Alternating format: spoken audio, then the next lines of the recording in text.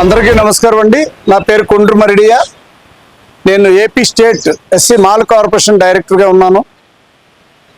దళిత doctor Sudhakar గారిని మరి నర్సీపట్నంలో area హాస్పిటల్లో పనిచేసే సమయంలో కోవిడ్ సమయంలో N95 మాస్క్ ఇవ్వలేదని అడిగినందుకు ఆనాటి ప్రభుత్వం వైసీపీ ప్రభుత్వం ఎంతో దారుణంగా ఆయన్ని బలవంతపు సాగు చేశారండి. మరి ఆయన్ని పిచ్చోడుగా ముద్రేసి విశాఖ నడివీధుల్లో పెడరెక్కలు కట్టేసి ఆయన్ని మెంటల్ హాస్పిటల్కి పంపించి ఇటు పిచ్చోడు అని చెప్పేసి ముద్రేసి ఆయన గుండెపోటు వచ్చేటట్టు చేసి బలవంతంగా చంపేశారు. మరి దాని విషయమై దళిత సంఘాలు ఆంధ్రప్రదేశ్ మొత్తంగా కూడా అనేక రకాల ఉద్యమాలు చేయడం జరిగింది. అయినప్పటికీ ఆనాటి ప్రభుత్వం కనీసం కనికరించలేదండి. మరి నేటి ప్రభుత్వం అయితే కనుక మరి తెలుగుదేశం ప్రభుత్వం నిన్న జరిగినటువంటి క్యాబినెట్లో డాక్టర్ సుధాకర్ గారి కుటుంబానికి పరిహారంగా ₹1 ప్రకటించింది.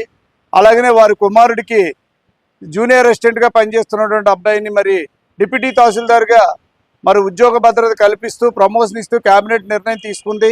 మరి ప్రభుత్వానికి చాలా ధన్యవాదాలండి. ఎందుకంటే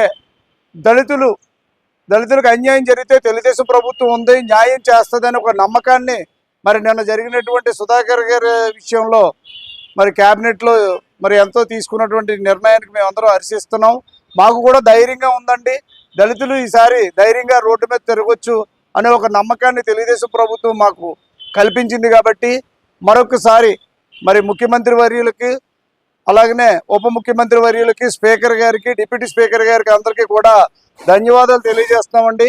మరి నేనైతే గతంలో పర్సనల్గా డాక్టర్ సుధాకర్ గారి విషయాన్ని మర్డర్ మిస్టరీగా మిగిలిపోయింది సార్, దీన్ని సిట్కి ఇవ్వండి లేదంటే సిబిఐకి ఇవ్వండి అని చెప్పేసి డిప్యూటీ స్పీకర్ రఘురామకృష్ణరాజు గారికి వారి ఛాంబర్లో నేను ఒక వినతి పత్రం ఇవ్వడం జరిగిందండి.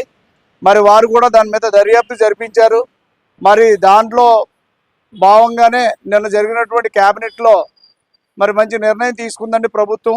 మరి దళితుల పట్ల ఇంత మంచి చిత్తశుద్ధితో మంచి నిర్ణయాలు తీసుకొని దళితుల ప్రాణాలని కాపాడుతున్నటువంటి తెలుగుదేశం ప్రభుత్వానికి దళితులందరూ రుణపడి ఉంటారని చెప్పేసి నేను ఈ సభాముఖంగా తెలియజేస్తున్నానండి.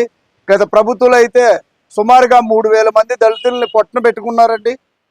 మరి ఈ ప్రభుత్వం అయితే దళితులు కొమ్ము కాస్తున్నారు. దళితుల మానాలని కాపాడడానికి కంకణం కట్టుకున్నటువంటి తెలుగుదేశం ప్రభుత్వానికి దళితులందరూ రుణపడి ఉంటారని చెప్పేసి ఈ నర్సీపట్నం నుంచి ఈ సభాముఖంగా తెలియజేస్తున్నామండి. అలాగనే దళిత సంఘాల తరఫున మరొక్కసారి ఈ ప్రభుత్వానికి ధన్యవాదాలు చెప్పక తప్పదండి. ఎందుకంటే డాక్టర్ సుధాకర్ గారి కుటుంబానికి చేసినటువంటి మేలుని మేము మర్చిపోలేము సార్. మీరు డాక్టర్ సుధాకర్ గారి కుటుంబానికే కాదు మా ప్రతి కుటుంబానికి చేసినట్టే మేము ఫీల్ అవుతున్నాం. ఎందుకంటే మా ఉద్యమాన్ని స్ఫూర్తిని మీరు విన్నారు, ప్రభుత్వం విన్నది, దానికి సత్ఫలితంగానే డాక్టర్ సుధాకర్ కుటుంబాన్ని కాపాడారని చెప్పేసి మేము చాలా సంతోషిస్తూ ధన్యవాదాలు తెలియజేసుకుంటున్నాం సార్.